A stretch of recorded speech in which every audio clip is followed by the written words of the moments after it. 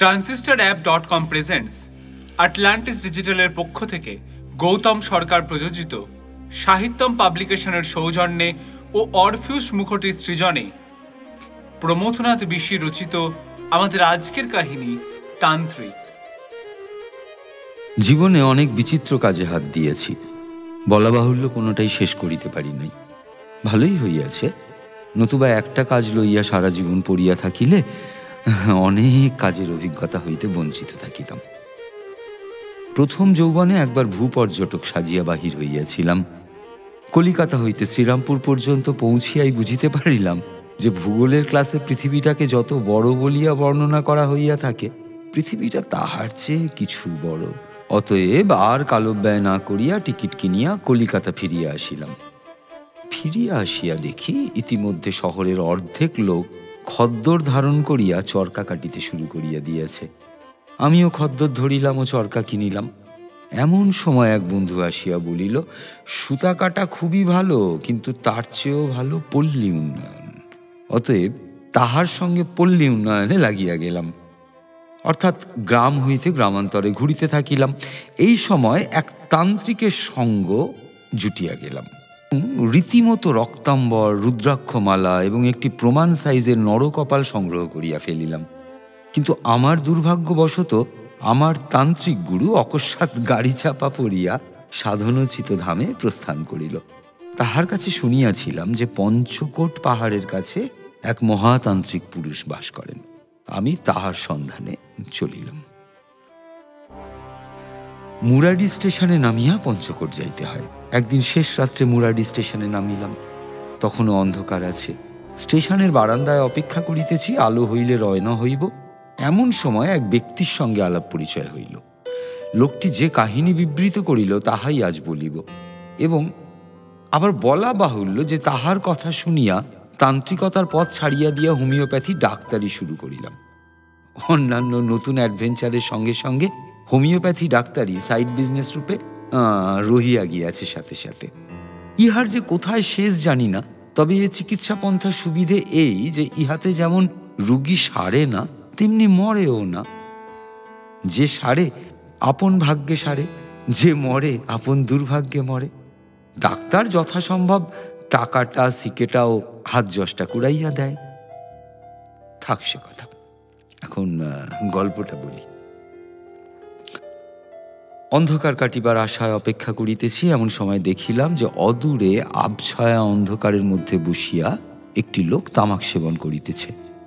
সেই অন্ধকারের মধ্যে দেখিতে পাইলাম যে তাহার পরনে রক্তাম্বর, গলায় কয়েক ছড়া ছোট বড় রুদ্রাক্ষ মালা, ললাটে রক্তচন্দনের তিলক। একবার মনে হইল ইনি কি তিনি, অর্থাৎ পঞ্চকোটের তান্ত্রিক প্রবর। ভাবিলাম, আমার কি এতই সৌভাগ্য হইবে যে দূরের গঙ্গা ঘরের দরজায় আসিয়া উপস্থিত হইবে। পরিচয় আরম্ভ করিব কিনা ভাবিতেছি, এমন সময় লোকটি নিজেই আমার কাছে আসিয়া শুধাইল। মশায়ের নাম? নামধাম বলিলাম। এখানে কি জন্যে? সবিস্তারে বলিলাম। আশা ছিল ইনি তিনি হইলে এখনই ধরা দিবেন। সমস্ত শুনিয়া লোকটি বলিল, মশাইকে তো বালক বললেই হয়। ভাবিলাম বুদ্ধির কথা বলিতেছে নাকি। বলিলাম, আগে না, আমার বয়স 25। তবেই হলো, বালক আর কাকে বলে? সংসারে কে কে আছেন? বলিলাম। বিবাহ করেননি দেখছি। ঘটক নাকি? আমি বলি কি, আপনি ঘরে ফিরে যান। কেন? ও পথ বড় বিঘ্ন সংকুল। পাহাড়ে পথে হয়তো বাঘ ভালুকের কথা বলিতেছে। শুধাইলাম, বাঘ ভালুক আছে নাকি ওখানে? না না, পাহাড়ের পথের কথা বলছি না, বলছি যে তান্ত্রিক সাধনার পথ বড় বিঘ্ন সংকুল। আপনাকেও যেন? হ্যাঁ, আমি একজন তান্ত্রিক মশাই, সেই জন্যই তো আপনাকে সতর্ক করে দিচ্ছি, ও পথে যাবেন না, সর্বনাশ হয়ে যাবে। কেন এমন বলছেন? তবে শুনুন, এই বানানো ঘটনা নয়, আমার জীবনে এমন ঘটনা ঘটেছে যে মহাসর্বনাশ আমার দ্বারাই হয়েছে, তাই বলছি। এই কাহিনী শুনবার পরেও আপনার যদি এ পথে যাবার ইচ্ছা হয়, যাবেন। কৌতূহল বশে পাশে বসিলাম। বলুন শুনি। তারপর বেশ চাপিয়া বসিলাম। তিনিও আমার কম্বলের একান্তে বসিলেন। তখন অন্ধকার অনেকটাই পাতলা হইয়া আসিতেছে। দেখিলাম যে লোকটি অত্যন্ত কৃশ, মুখের মধ্যে একটিও দাঁত নাই, নাক ও চোখ দুটিকে বাদ দিলে মুখমণ্ডলের আগাগোড়াই সারি সারি বলি চিহ্নে পূর্ণ। আর এমন উদ্ধত নাসা ও উজ্জ্বল চোখ কদাচিৎ দৃষ্ট হয়। হুকো কোলকে সযত্নে মাটিতে রক্ষা করিয়া লোকটি আরম্ভ করিল। মানভূম বাঁকুড়া যেখানেই যান না কেন মহানন্দ ঠাকুরের নাম শুনতে পাবেন। আমারই নাম মহানন্দ ঠাকুর। আমরা তান্ত্রিক বংশ। বাল্যকালে পিতার কাছে শাস্ত্রপাঠ করেছিলাম, তারপরে শাস্ত্রীয় ক্রিয়াকর্মও শিখেছিলাম তার কাছে। তান্ত্রিক ক্রিয়াকর্মের আয়ে আমাদের সাংসারিক সচ্ছলতা ছিল। এই করেই পিতা কিছু জমি জমাও কিনিয়েছিলেন। তারপর তিনি গত হলে আমি ওইভাবে সংসার চালাতে লাগলাম। যথাসময়ে বিবাহ করিলাম এবং ক্রমে সন্তানাদিও হলো।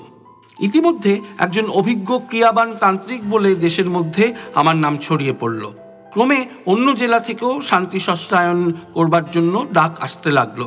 এমনকি কখনো কখনো ধনী ব্যক্তিদের আগ্রহে কলকাতার তাদের বাড়িতে গিয়েও ক্রিয়াকর্ম করতে হয়েছে। দুজন উপযুক্ত চেলাও জুটে গিয়েছিল। যাক, ও সমস্ত কাহিনী এখন থাক। কিন্তু আমি কিছুতেই বুঝতে পারছি না যে আপনি আমাকে নিষেধ করছেন কেন। আপনার যদি এত বারবারন্ত হয়ে থাকে, আমারই বা হবে না কেন? অতিবার ভালো নয় বাবা, ওতেই তো পতন হলো। সেই ঘটনাই বলতে বসেছি, বারবারন্তের কথা নয়। এখন আমার বয়স ৬০ পূর্ণ হয়েছে। প্রায় ২০ বৎসর আগেকার কথা বলছি। সেদিনের কথা বেশ মনে আছে। ভোরবেলা উঠে লাওয়ায় বসে তামাক খাচ্ছি, এমন সময় এক ভদ্রলোক এসে উপস্থিত হলেন। তিনি জানালেন যে তার মনিবের বাড়িতে একটা সস্তায়ন করতে হবে। আমার নাম তার মনিব এক ধনী বন্ধুর কাছ থেকে শুনেছেন। আমাকে কলকাতায় যেতে হবে।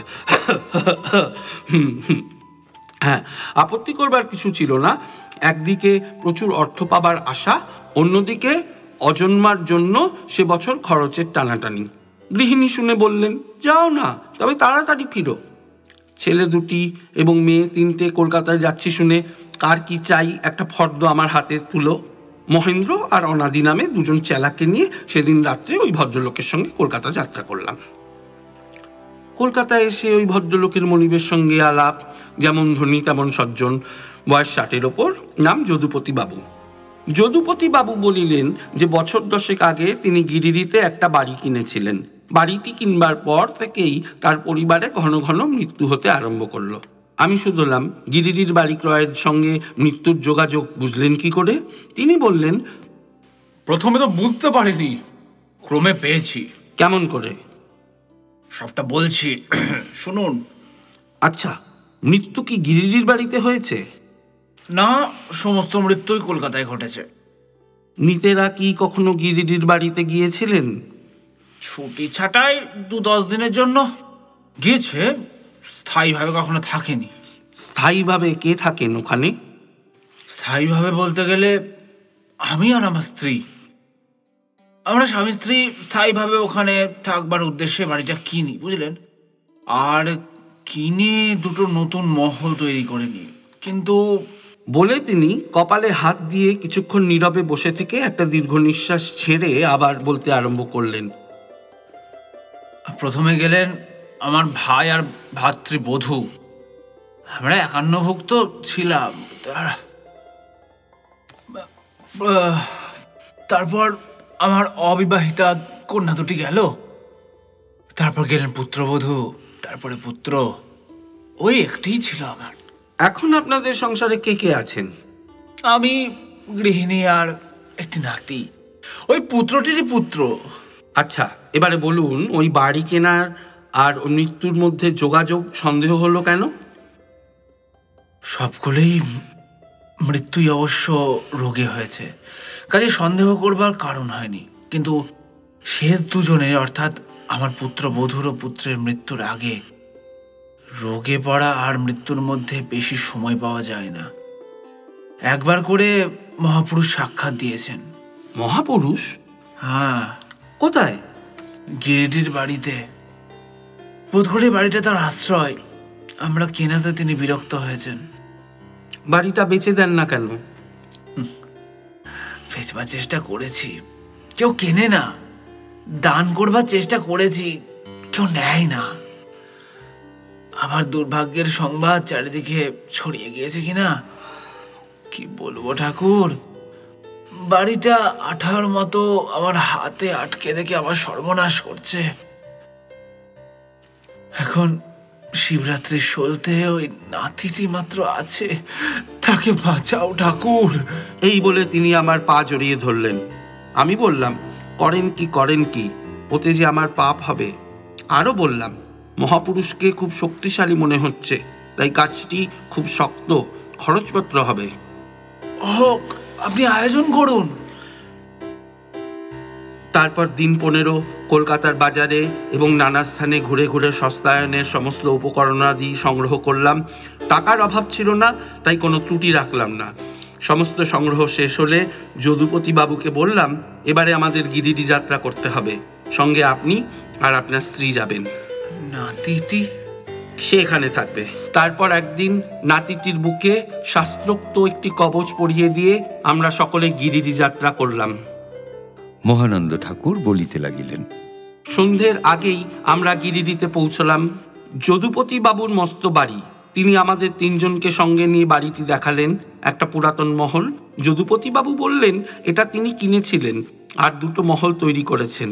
নতুন ও পুরাতন মহল সমস্ত, একটা উঠোন, অনেক রকম ফুল গাছ আর একটা বেল গাছ।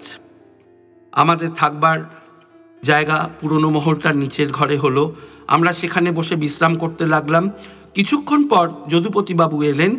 তখন আবার সস্তায়নের কথাবার্তা শুরু হলো। বাইরে অন্ধকার হয়ে এসছে, এমন সময় একজন বুড়ো লোক খড়ম পায়ে দিয়ে বিনা নোটিশে ঘরে প্রবেশ করলেন। তার খালি গা, খাটো ধুতি পরনে, কাঁধের উপর একখানি গামছা। তিনি সরাসরি আমাকে জিজ্ঞেস করলেন, তোমরা এখানে কেন এসেছো? আমি কারণ বললাম। তিনি বললেন, পারবে? চেষ্টা করে দেখি। আচ্ছা, দেখো। তারপরে মহেন্দ্র অন্যদের দিকে তাকিয়ে শুধালেন, তোমরা এর মধ্যে কেন? মারা পড়বে তো। মহেন্দ্র বলল, এই তো আমাদের পেশা। পেশা বটে, এখনই পালাও, সর্বনাশ হয়ে যাবে। তারপর তিনি অন্যদের দিকে তাকিয়ে বললেন, কেন বাপু মারা পড়বে? তোমার বাড়ি বাণীপুকুরে, কি বলো? আগে হ্যাঁ। এবার মহেন্দ্রের দিকে তাকিয়ে তিনি বললেন, তোমার বাড়ি বামুনদাঁড়া গাঁয়ে। হ্যাঁ, এখনই সরে পড়ো। আর আমার দিকে তাকিয়ে তিনি বললেন, 2টো বামুনের ছেলে মারবার জন্য নিয়ে এসেছো, তোমার আর কি। আচ্ছা, দেখা যাবে কেমন সস্তায়ন করতে পারো। বলে আবার বিনা নোটিশে যেমন এসেছিলেন তেমনি চলে গেলেন। আমি ভাবলাম লোকটা পাড়ার মধ্যে কোনো পাগলা বুড়ো হবে, যারা সব কাজে বিনা প্রার্থনায় উপদেশ দিয়ে যান। যদুপতিবাবুকে জিজ্ঞেস করলাম, লোকটা কে? কিন্তু দেখি যে তিনি কাঠের পুতুলের মতো তার প্রস্থানের দিকে তাকিয়ে নিষ্পলকভাবে বসে আছেন। আবার শুধলাম, মহাশয়, লোকটা কে? যদুপতিবাবু শুষ্ক কণ্ঠে বলিলেন, ইনি তিনি। কে? সেই মহাপুরুষ যার কথা আপনাকে পরে বলবো বলেছিলাম। চিনলেন কি করে? আমার পুত্র ও পুত্রবধূর মৃত্যুর আগে দুবার দেখা দিয়েছিলেন। কোথায়? ঠিক এই ঘরে, এইরকম সন্ধ্যেবেলায়। এবার মহানন্দ ঠাকুর আমার দিকে তাকিয়ে বললেন, মশাই, আমি অনেক ভূত প্রেত ব্রহ্মদৈত্য দেখেছি, কিন্তু ঠিক এরকম প্রত্যক্ষভাবে কিছু দেখিনি। মহাপুরুষ যিনি হন, এরকম শক্তিশালী ব্রহ্মদৈত্য আগে আমি দেখিনি। বুঝলাম এবার খুব কঠিন পরীক্ষার সম্মুখে এসেছি। অনাদি বেঁকে বসলো, বলল, মশাই, আমি এর মধ্যে নেই। দেখলেন না, উনি সর্বজ্ঞ পুরুষ। আহা, তোমার ভয় কি? ভরসাই বা কি? না মশাই, ছেলে পিলে নিয়ে ঘর করি, আমি এর মধ্যে নেই। আমি বললাম, তোমরা নিশ্চয়ই জেনো ক্ষতি হলে আমার হবে। তোমরা আমার সঙ্গে এসেছো, তোমাদের দোষ কি? কই, আপনাকে তো কিছু বললেন না। আমাকে কৃত নিশ্চয় জেনেছেন, তাই বলা বাহুল্য মনে করলেন। কিন্তু অনাদি কিছুতেই রাজি হলো না। অবশ্য মহেন্দ্র বলল যে সে আমার সাহায্য করবে, ক্ষতি হলে আর কি করা যায়। পরদিন সন্ধেবেলা পুরাতন মহলের প্রশস্ত একটি কক্ষে আমরা, অর্থাৎ আমি, মহেন্দ্র সস্তায়নে বসলাম।